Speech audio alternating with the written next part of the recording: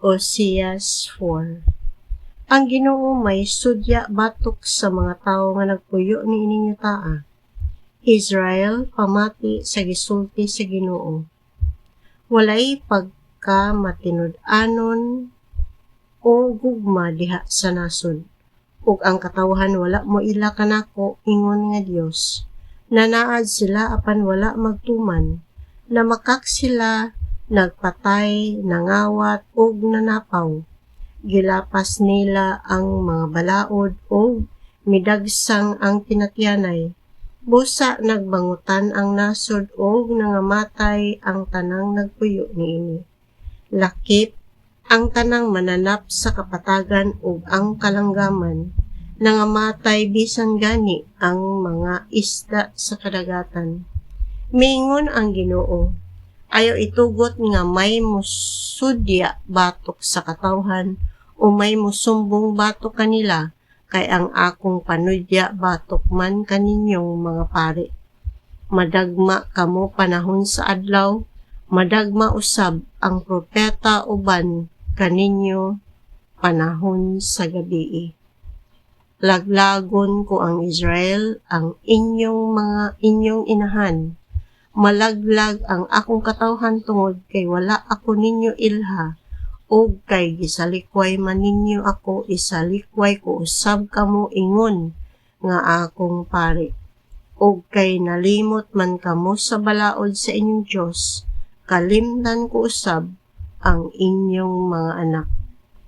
Sa nagkadaghan na hinuon kamo, misamot ang inyong pagpakasala kanako. Busa ilisan kog kaulawan ang inyong kadungganan. Gipahimusla ninyo ang pagpakasala sa akong katawhan. O gusto ninyo nga magpadayon kini. Wala ako'y palabihon sa pari o katawhan. Silutan ko kamong tanan sumala sa inyong sala. O babayron ko kamo sa inyong binuhatan. Mukaon kamo apan dili mabusog. Makihilawas kamo sa inyong pagsimbag mga Diyos-Diyos, apan dili kamo musanay. Kay gitalikdan man ninyo ang Ginoo aron makapatuyang kamo pagbaligya sa inyong dungog. Miingon ang Ginoo, ang bino nagwagtang sa maayong panabot sa akong katawhan. Nagpakasayod ang akong katawhan gikan sa usa ka butang nga kahoy, ug ang ilang sungkod naghatag kanila kasayuran. Ang ilang pagkabigaon nakapahisalaag kanila, o gitalikdan nila ang ilang Diyos tungod sa kaulag ngadto sa mga Diyos-Diyos. Naghalad sila didto sa tumoy sa kabukiran, ug nagdalag mga gasa sa ibabaw sa kabungturan, sa ilalom sa kahing tugas, alamo ug robles, kay dagko man sila glandong. Busa nakihilawas ang inyong mga anak nga babayi, nagbaligya sa ilang dungog ug nanapaw ang inyong mga binalaye.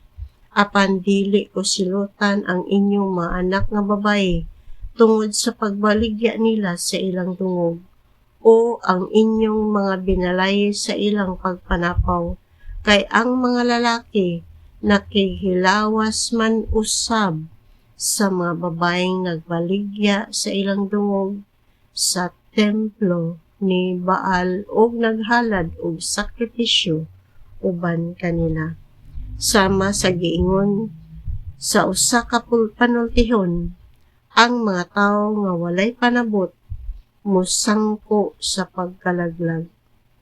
Bisag namiga ka o Israel, ayaw angina ang Juda, ayaw pag-adto sa Gilgal ug ayaw pagtunga sa Bet-Aben, ug ayaw panaad nga mag-ingon. Tungod kay buhi ang Ginoo, ang Israel gahig-ulo sama sa sukihan nga dumagang baka. Mapasibsib ba sila sa Ginoo sama sa usa ka nating karniro diha sa lapad nga sibsibanan? Ang Ephraim nagapos sa mga Diyos-Diyos, pasag gilamang siya. Bisag nahuwasan na sila sa ilang kahubog, nagpatuyang lang gihapon sila, sa ilang kaulag. Gipalabi nila ang kaulawan kay sa ilang dungog. Ipadpad sila daw giagi ag alimpulos ug maulawan sila tungod sa ilang mga halad.